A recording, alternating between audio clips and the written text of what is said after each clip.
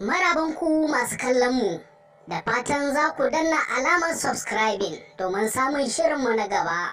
Mun gode. A farkon makon da ya gabata ne dai waɗansu marasa imani suka ƙwacewa fitacciyar tauraruwar fina-finan Hausan nan wato Maryam Yahaya akawun ɗinta na Instagram. Kamar yadda bayanai suka nuna, jaruman na da kimanin mutum 600,000 da suke binta a shafin na Instagram.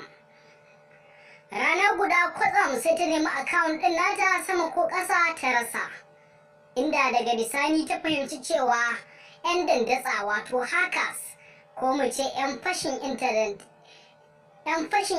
ne suka sace mata akawun ɗin.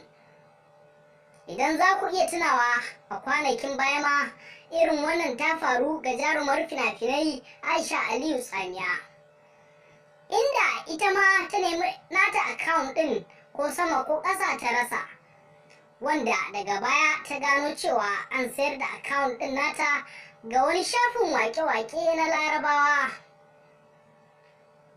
Shi dai shafin da ake batu a kai wato Instagram ya kasance abu mai matuƙar alfanu ga jaruman fim da mawaƙa na wannan zamani, domin ta nan ne ake ganin ƙarfin ɗaukakarsu ta hanyar adadin mabiyansu a shafin. Kazalika ita ce hanya mafi sauƙi da suke tallata kayayyakinsu ko kuma saduwa da masoyansu.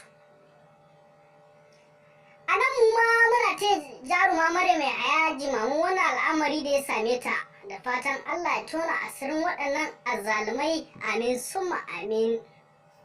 Kada ku manta da ku danna alamar subscribing domin samun shirye-shiryenmu. Mun gode.